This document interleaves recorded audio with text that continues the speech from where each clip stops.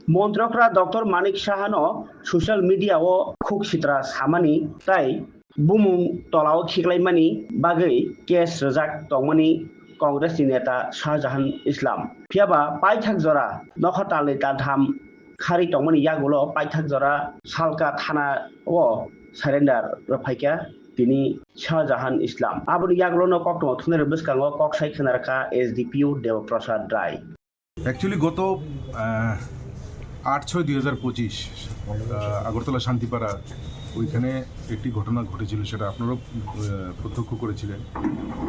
বিতর্কিত মন্তব্য, অশালীন বক্তব্য রেখেছিলেন শাহজাহান ইসলাম। উনি আমাদের মাননীয় মুখ্যমন্ত্রীর বিরুদ্ধে কিছু মন্তব্য, যেগুলো কিছুটা অনেকটা সাম্প্রদায়িকভাবে চারিদিকে বিস্তৃতি লাভ করেছিল, যেটা নিয়ে খুব উত্তেজনা চরম পর্যায়ে পৌঁছে গিয়েছিল।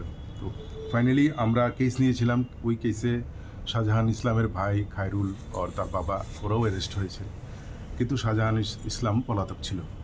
দীর্ঘ পলাতক থাকার মাঝখানে সে আবার ডিস্ট্রিক্ট কোর্টে বেল পিটিশন করেছিল। সেখানে আবার বেল পিটিশনের মধ্যে সিগনেচার যে করেছে শাহজাহান ইসলাম, সেটাও জাল করা, মানে সেটাও তার নকল সই। তো এটার উপরেও কোর্ট কগনিজেন্স আমরা কমপ্লেন নিয়েছি। ওটা নিয়েও একটা কেস হয়েছে, পরপর দুটো কেস হয়েছে, যেটা 6125 এবং 9925। তো দীর্ঘদিন পলাতক থাকার পর গতকালকে রাত্রিবেলা থেকে আমরা গোপন সূত্রে খবর পাচ্ছিলাম যে জয়পুর এলাকাতে তার কোথাও না কোথাও একটা জায়গাতে সে আত্মগোপন করে আছে। তার আগে সে বিভিন্ন জায়গায় ঘুরেছে, তার বিস্তারিত আমরা জানতে পারবো তাকে জিজ্ঞাসাবাদের জন্য যখন আমরা পুলিশ রিমান্ডে আনবো। তো ওকে আজকে অ্যারেস্ট করা হয়েছে এবং তাকে জিজ্ঞাসাবাদ শুরু করা হয়েছে। কতদিন পুলিশ রিমান্ড চাইবে? এটা আমরা জিজ্ঞাসাবাদ করার পর আমরা দেখব যে কতদিন প্রাথমিকভাবে দরকার আছে।